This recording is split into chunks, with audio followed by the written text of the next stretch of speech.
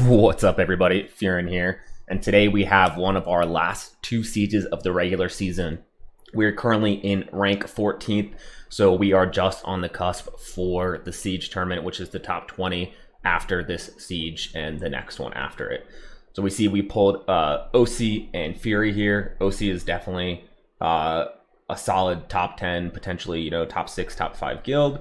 Fury, I think we're a little bit stronger than. But we're going to go and see how this goes. Going through their defenses, we see some Sierra Orion Pernas, some Kinkis, some Sagars, and then lastly in this square 8, a variation of Kinkis and a couple of Skoguls and other things in there. We are going to go right here into this square 8 or square 9 on the other side with our Galleon, Poseidon, Tiana Cleave into a Nana, Nora, Sagar. We're going to put the Poseidon lead here since we don't think anyone here is going to outspeed. We don't think anything here would be on Swift. We see that there is no will on the Sagar, so he is probably on either Revenge or most likely Nemesis. We missed the defense break on the Nora, but we proc twice. We're able to get it. And then I think we're deciding who do we think is least likely to, or most likely to not die here. We end up just finishing off with the Nora there so that we can have the skill 2 to kill both the Nana and the Sagar. And then 3v1, we're not worried at all about this Nora. And there we go, a first clean cleave to start the siege.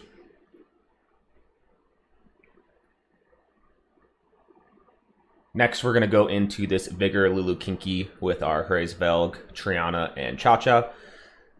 Pretty standard here. We have to deal with the 2-turn immunity from the Lulu as opposed to the 1-turn immunity from the Harmonia variant that is a little more prevalent right now. And also there's the attack lead from the Vigor. So there's just a little bit more damage coming up from here. But same general strategy. We're going to try and kill the Vigor first. We get the strip onto him to pull off that speed buff and anti-crit. We do the attack buff from the Velk while we have immunity so that he doesn't get defense broken. And wow, I think my Triana just hit for 19k. 40k skill 1 or skill 2 from the Velk. And we're able to clean up that Vigor right away. So I'm not quite sure if we just have pretty YOLO builds. We just did free arena removal and re-ruined a lot of these offenses, but able to pretty quickly take out those water units with both the attack buff and I have damage dealt on water on almost all of these units here except for the Cha-Cha.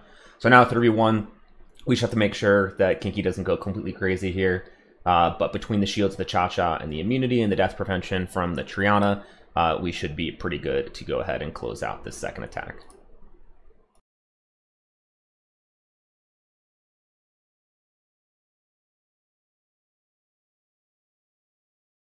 We're going to run it back with another similar comp, this time with a Fuko over the Velg and a Skogul on the enemy side instead of a Vigor. Into this variation, we're taking the Fuko because the Skogul is going to basically threaten everyone on my team with AoE damage, which can make the Kinki much less predictable. So the Fuko is a little bit tankier and has that passive shield up that helps him be a lot more tanky. We try to get the slow debuff on the Skogul, and to be honest, I built a Fuko quite some time ago. I know that a lot of people really like him because it's a little slower but safer option out of all these wind damage dealers. But this is actually my debut, first time using it. And I think I just copied over the Velg runes, which didn't have accuracy, which is a pretty big mistake here. It's pretty likely that actually all 3 of these units could be on max res. And then the Fuko is just not going to land stuns, not going to land attack slows, not going to land defense breaks, which is going to make this take a lot longer than it should. And you can really get in some unlucky procs that will turn this into a loss. You can see here, the Skogul, it might be frustrating that he's proccing, throwing the rock up and having it drop immediately, but it's actually, not the worst thing because at least it's not in a situation where he throws the rock up, we end up hitting it for some reason, and then he procs into like two drops in a row, and he ends up, having a lot of downtime here in between these rock throws because we're not hitting him at all. So we're working on this Lulu. The main idea here is that we have damage dealt on water on all these units. Destroying the Skogul is another, I think, valid strat because it really lessens the damage that's coming out of everyone. But I believe that once we kill this Lulu, it should be pretty safe from here. Again, we have a lot of shields on our team to protect ourselves from Kinki damage as well as the Skogul damage. And it's really the immunity and the heals that are making this team a lot more annoying. So there we go. We're able to take out that Lulu without any defense breaks or anything. We sleep the Skogul, but it procs into skill 1. Still don't have that rock back up yet. And we also have noticed here that the Kinki is on Despair here, which, you know, I think if your sets are just much better on Despair than Violent, and I know a lot of people when you're building siege defenses, you just have so many Violent sets, like everything wants Violent. So it's nice to be able to use something different. But it just feels like the kill pressure is a lot less here. I always find that the Violent Kinkis are much harder to deal with just from the damage output, especially since you have double cleanse on this. And so we're taking a little bit of risk here. We're trying to finish off this Skogul, and we actually allowed him to proc right back into another rock, but luckily we're able to finish him off before he's able to drop that rock, even though he procs back into another throw. And now 3v1, we're going to be easily able to take out this Kinki, which we will not make you sit through a whole nother time since we just had one right before this. And there we go, another Kinki down, and that's 3 attacks done. We're going to go into another one of these Skogul Lulu Kinkis, this time with Commune, Lauren, and Lucia. Again, the big things that you want to make sure you do in this comp is running high accuracy on the Lauren and the Lucia. And I'm also running a higher tick Lauren with minus light on it. So worried about that Kinki at the end, potentially revenging. We're able to put a 2-turn sleep out on this Lulu, and we're going to do the potentially risky thing of just trying to keep this Skogul permanently pushed back. I feel a little bit better about doing this because I have max accuracy on this Lauren. And so it's very unlikely that he's going to get multiple turns, and we do have that Commune shield up, stopping us from taking too much damage from either a Kinki AoE or a rock drop. The Lulu is able to get 1 turn there, but we're able to put it right back to sleep and continue going through. Gonna go and strip that immunity off the Skogul, and he's gonna have that rock up again. If we don't, I think we might go for a freeze here. Procs out, but I think that was a derp. I think he had the rock up, but not that it matters. We're able to take out that Skogul, and from here on out, this should be pretty safe. Again, I think that with this comp, you don't have very much sustain. The Lucia heals are not a lot, right? It's just the cleanse and like a little bit of healing. So I think that taking out that Skogul first really makes this comp kind of like snowball in your favor, because now we can just keep this Kinki permanently slept and continue to push back this Lulu and not even give it the chance to violent proc. Although it did get 1 turn there, we're able to, like, if it had healed there, it would have still been fine. Everything's still relatively healthy. But again, I think the risk that you're taking by going for that Skogul first is that if it does get, 4 procs in a row, you could get a double rock drop in 1 turn, which is probably GG. So we haven't seen this variant in quite some time with the Skogul. We'll probably have to test around a little bit more and see if it's easier to kill that Lulu first. I think the other thing that I was doing is that this Commune actually has pretty big damage dealt on wind on it to try and kill that unit faster. And I don't love the idea of, some of these comps, you're kind of racing to get that first kill, and then everything becomes really easy, and you have a fire damage dealer as your main unit trying to kill a water unit with max res. It ends up being pretty slow. But there we go, another win into another Kinki. Next, we're going to hit the Tower 11 on the red side. This is a Theo, Sagar, Molly. We're seeing a little bit more of this. Kind of an annoying comp to deal with without more premium options, but we're taking in a Leo, Fang, and Riley here. The Leo is able to heavily cut the speed scaling damage on the Theomars, and we're running triple wind with the 50% lead from the Leo, which makes everything here have really high defense. And then we have our Riley, which is just able to output a lot of healing. So we want to kill this Theomars first, even though it's water into wind, and even though it has the speed scaling cut by the Leo, it's still the main threat of this comp.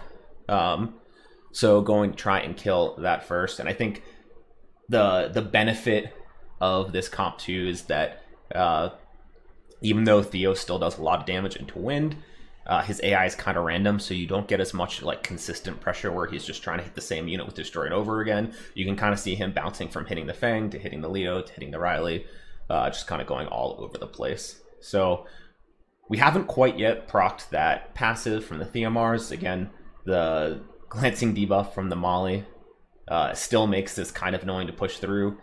We get that defense break into a skill 2, and I guess I missed it. I guess I did get that Endure proc, and we're able to take out the Theo there.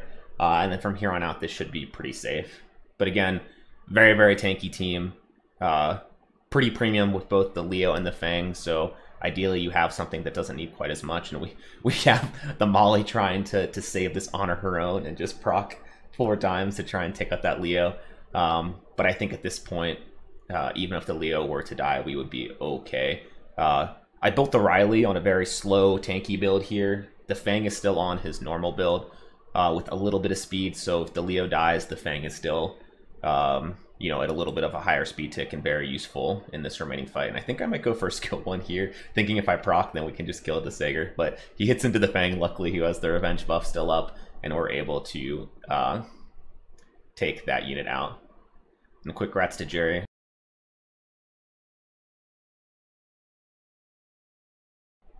Next, we're going to go into this LD tower on the OC side with our Wind Cleave. So we're taking in Chung Peng, Tiana, and Savannah. We're taking the Savannah variant here just because all these units can be pretty tanky, and we want to make sure that we have some more repeated turns of damage.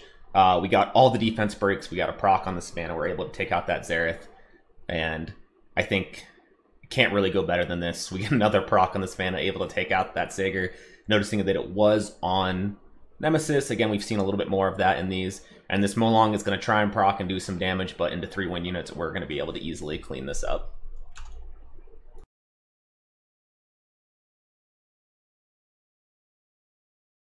Next, we're going to go into the 4-star tower on the OC side. They're running this Eshir, Jubelle, and Orion. It's kind of an interesting comp. There's potentially some tank threat with some high base HP units, the anti-crit on the Jubelle and the Eshir lead, and some speed threat on 2 really high base speed units. But we feel pretty safe here with Amirane here to address the speed threat and the speed lead, and we actually get crits onto the Jubelle, and we're able to very cleanly take this out. I think even if we didn't kill the Jubelle there at the 3v1, we should have been able to easily win as long as we killed that Eshir.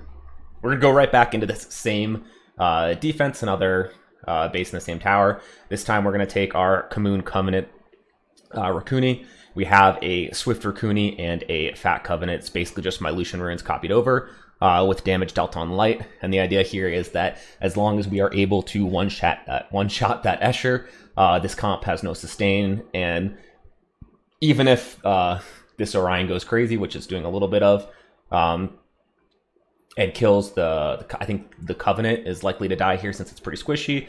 The Commune Raccoon should be able to 2v2 pretty easily with a good amount of sustain, and the cleanses from the Raccoon are able to help negate a lot of what the Orion is doing.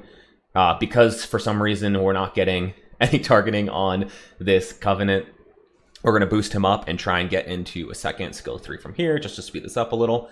To get the defense break, and it does swap over for a little bit, but doesn't quite kill the Covenant.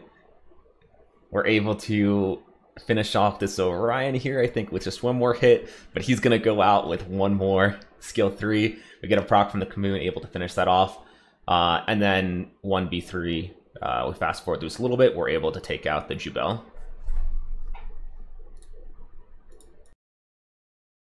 We're now waiting to go in and race into this OC tower, but deep into the Fury side of the map. We have a Nana, Laima, and Savannah. We're taking in Leo, Ethna, and Fran. I've done a couple variations of this with like Harmony in the past, but I'm kind of liking trying this idea of the Fran for the extra immunity and extra healing. We get the defense break on the Savannah, but we want to try and stun this Laima just to prevent the cleanse and the strip coming out. We're thinking if we can take this out, then we're able to sit behind this immunity on the Fran pretty easily. Our Ethna is just cycling like mad, and we're able to take out that first life of the Laima. But there we go. We have that invincibility from the Laima, but luckily we have already gotten our immunity up, and it didn't strip or anything there. So we're not super worried about the Savannah. We're going to skill 3 into this Laima and get the stun again to protect ourselves from that strip. And then I think just one more round of attacks, we should be able to finish off the Laima here. We get a nice proc from the Ethna to dismount the Savannah.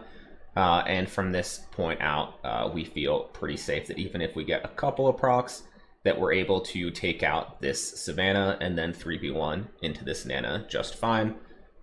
And I think we're just skill wanting for some reason here. I think the skill 3 into the defense break would have been very satisfying, but there we go, another win. For our last attack here, we're going to go into the LD Tower of OC again. We're taking a Fang, Tessa, Lulu into a Molong, Fermion, and Molly. My thought here is that we should be able to bruiser this out with the high damage from the Molong and a decent damage build on the Tessarian, and have the Oblivion to negate the passives of the Fermion and the Molly. And then lastly, the Tessarian is also able to act as a pretty decent Molong tank as long as you're not putting debuffs up. We have pretty big minus water on him, and the skill 3 damage is heavily negated. I think that this ends up going a little bit not the way that I wanted to. There's just a lot of pressure from the team, and the shields from the Molly able to do a lot more than I thought here into this team. And then lastly, whenever you use that skill 2 on the Feng Yen, you're risking the Molong doing a lot more damage into your Tessarian. And the Molly procs there gets my Tessarian to just 1 health, but doesn't quite kill it. We're left here with the 1 HP Tessa after the Fermion hits into it. I think we're going to go ahead and try and YOLO and kill this Molong. The thought is that if we kill the Molong, we should hopefully be able to get a 3 or 2v2 from there. And the Molly has the shield up, even though we get him down to just 1 image of his life, and now we're into a little bit of an awkward 2v3 situation here. Everything is kind of low HP, and Fang is still pretty busted, but it's not looking so good here. But it's my last sword. We got to try and give it our all.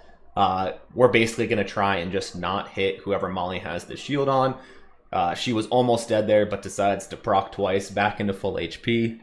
Lulu gets a proc 2 to get some more immunity up. And I think ideally, the biggest threat is going to come here from the Molong, I think. The more destroy that we can get into him, the less likely that his skill 3 is going to kill someone.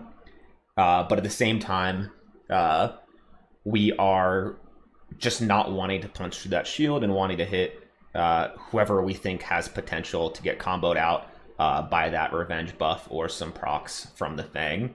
So we're noticing that the Fermion is taking a good amount of damage. We hit him here. I think potentially continuing to go into the Molong for the last couple turns could have been a lot better. But there we have the shield on the Fermion. Lulu's able to put up our 2-turn immunity again. But man, this guy is just hitting my Lulu so hard. We're switching targets again to try and get off the shield.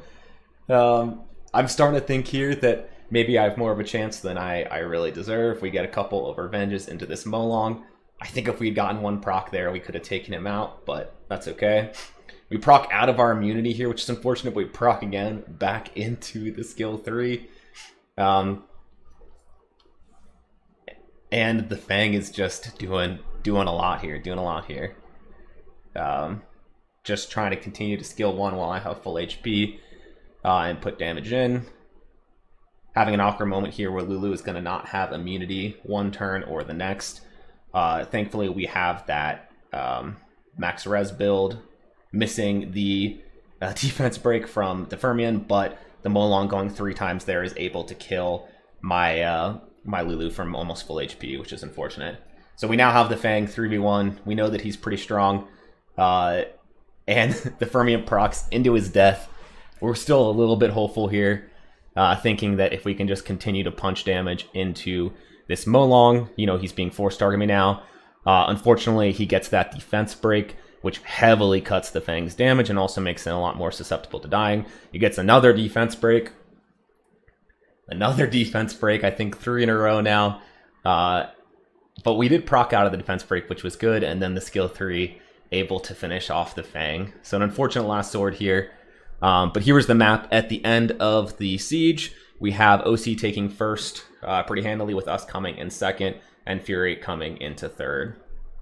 Thanks everyone for watching. It was a fun siege, and I'll see you in the next one.